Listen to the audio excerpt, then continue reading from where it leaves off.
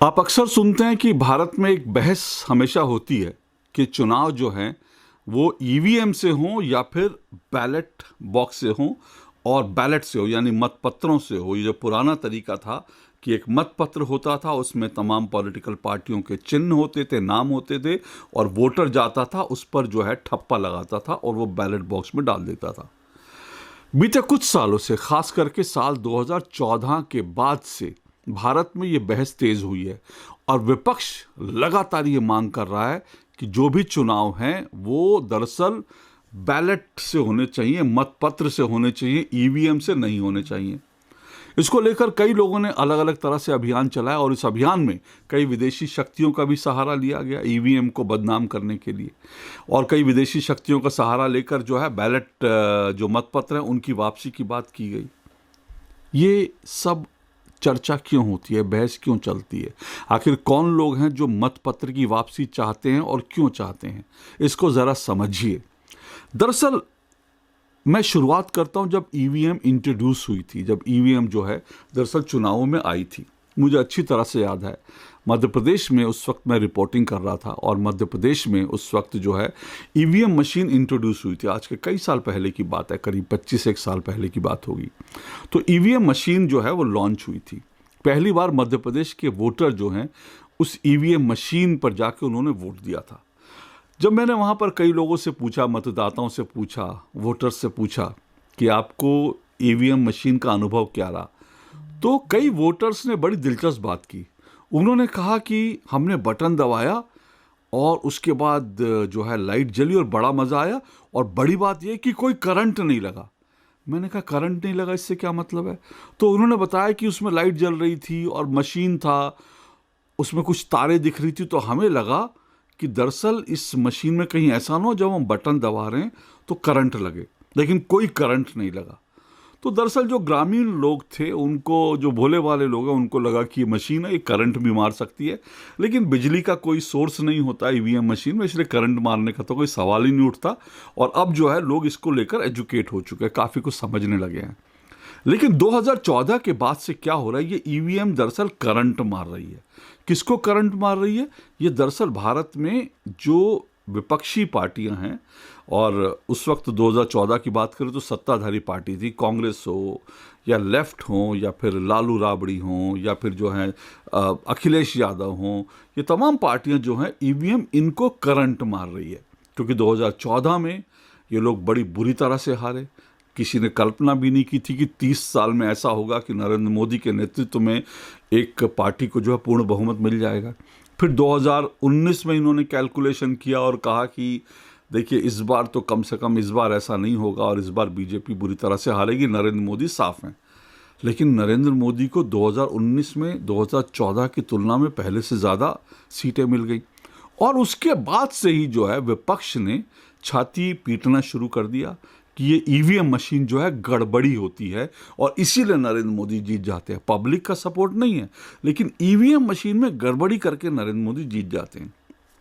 आपको याद होगा, इसको लेकर कई तरह के, जैसे मैंने कहा, अभियान चलाए गए, भारत से लेकर अमेरिका तक और लंदन तक, और कई जगह ये कह दिया गया कि ये ईवीएम मशीन जो हैं दरअसल इनको जो है हैक किया जा सकता है। एक थ्योरी दी गई कि ईवीएम मशीन को हैक किया जा सकता है, यानी कि ईवीएम मशीन में कोई ऐसी चीज़ है जिसको दूर से बैठकर कोई व्यक्ति हैक कर सकता है, और आप वोट जो है किसी भी जो है बटन पर लगाएं, वोट दें, लेकिन वो जो हैकर है वो हैक करके वो आपका वोट सीधा नरेंद्र मोदी के उस खाते में पहुंचा देगा।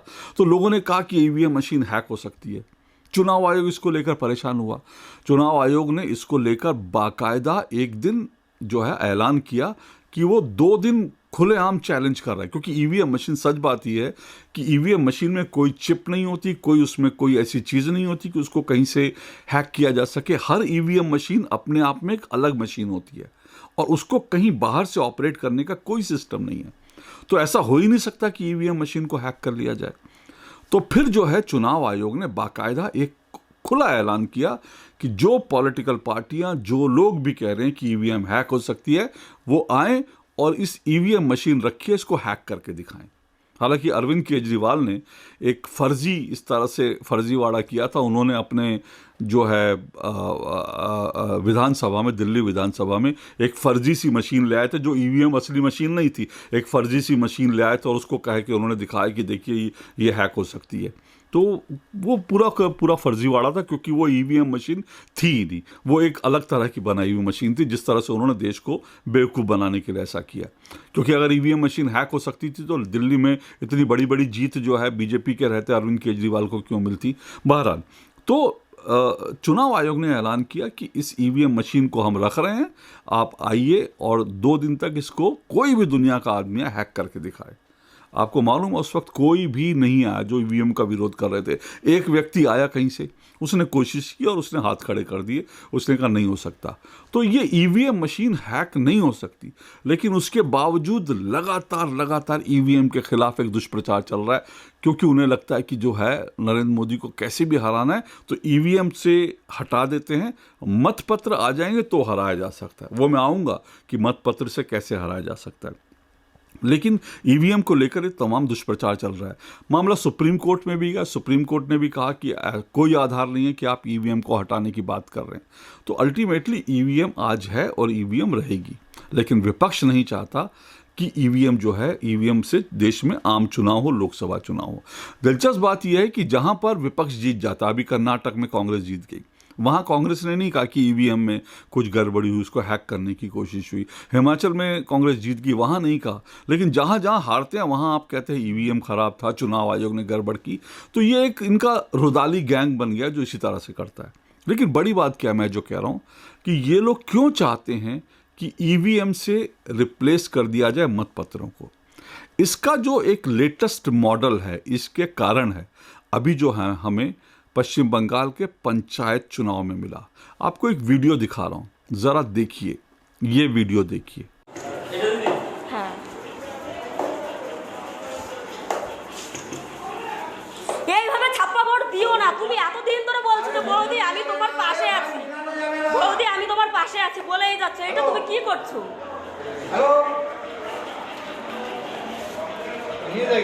এছাড়া তো কোনো উপায় নেই না। উৎপল ঢালি তো 1 নম্বরে চোর, উৎপল ঢালি 1 নম্বরে চলে, এটা জানাই ছিল যে উৎপল ঢালি যখন এখানে আছে এখানে চুরি হবেই হবে, ঠিক আছে। इस वीडियो में कैसे टीएमसी का एक कार्यकर्ता बूथ के अंदर घुसकर मतपत्रों पर लगातार ठप्पे लगा रहा है। एक आदमी ने कम से कम 20, तो मेरे सामने इस वीडियो के अंदर 20 वोट जो हैं वो डाले और मतपत्र में डाल दिए। तो इस तरह से एक व्यक्ति ने, टीएमसी के लिए एक व्यक्ति ने 20 नहीं 200 वोट भी दिए होंगे, 2000 वोट भी कहीं कहीं दिए होंगे। और इसीलिए अभी जो पंचायत चुनाव नतीजा है उसमें टीएमसी को बड़ी भारी जीत मिली है। 43 लोगों की हत्या भी हुई है चुनाव में। इतना हिंसक चुनाव, क्योंकि चुनाव को लूटना है, इसलिए जो है चुनाव को कैसे भी जीतने से, इसलिए 43 लोगों की जान भी चली गई, उनकी हत्या कर दी गई 43 लोगों की। तो बहरहाल मैं ईवीएम पे आता हूँ।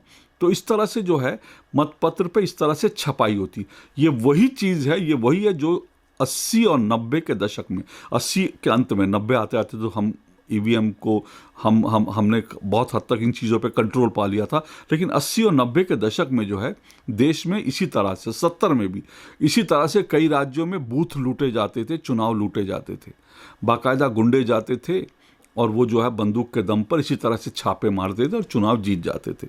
जितने दबंग नेता हैं उत्तर प्रदेश में और बिहार में, उनके बारे में यही कहा जाता है, वो इसी तरह से चुनाव जीतते रहे। तो अब ममता दीदी ने एक बार फिर दिखाया ये ईवीएम, ये जो मतपत्र वाला जो मॉडल है, ये दरअसल कितना विपक्ष के लिए मजबूत है और किस तरह से चुनाव को लूटा जा सकता है।